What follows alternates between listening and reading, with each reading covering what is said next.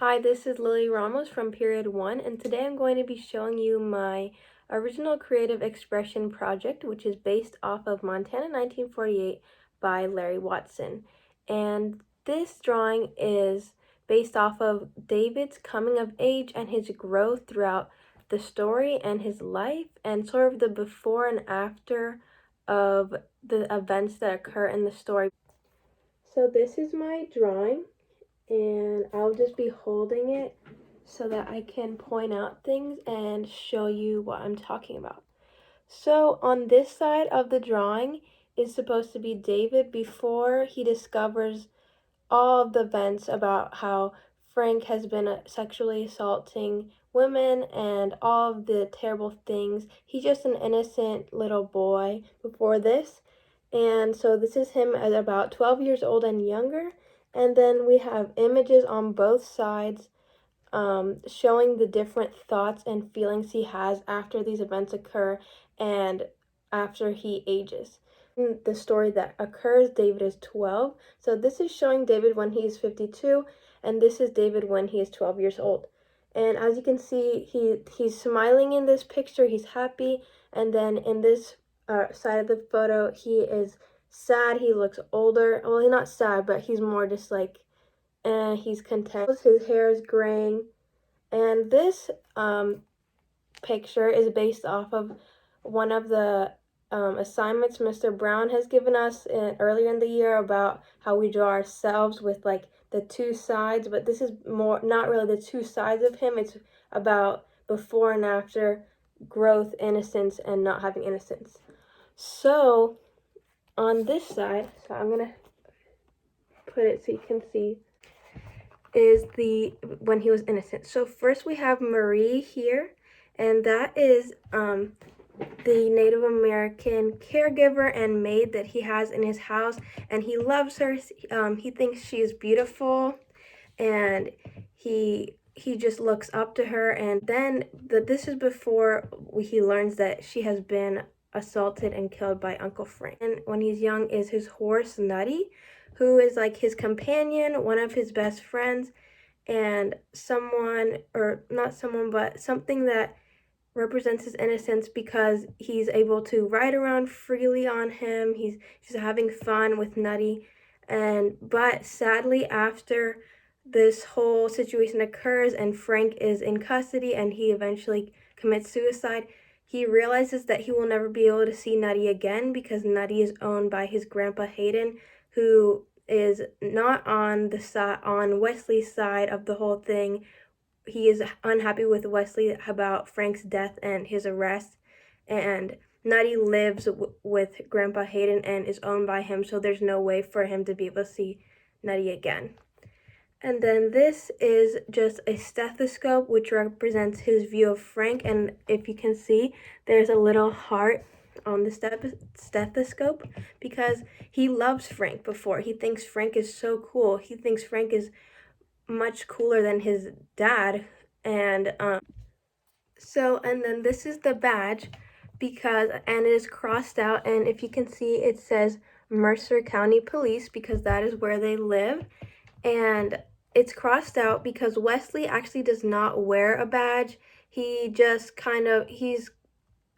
he wears like raggedy clothes somewhat, and he has a broken leg.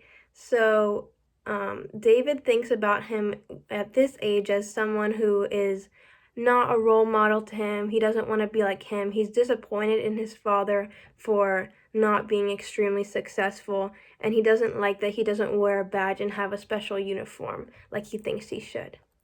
And then this is a tree with a fishing rod and a path because at this age, David loves going outdoors. He loves doing outdoors activities and just escaping the reality of his father and his life, even though it's not horrible at this point, but he just likes to go out and be with nature and go fishing, go in the trees, and go hunting. And then that brings us to the gun. This is his gun that he has, and he uses it not he just carries it around and thinks of himself more of like a cowboy kind of character when he has it. He thinks of it as a toy. And a lot of the boys there have a gun at his age.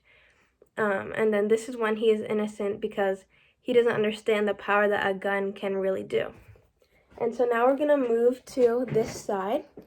And so this is David, as I said, when he is older, specifically 52 years old.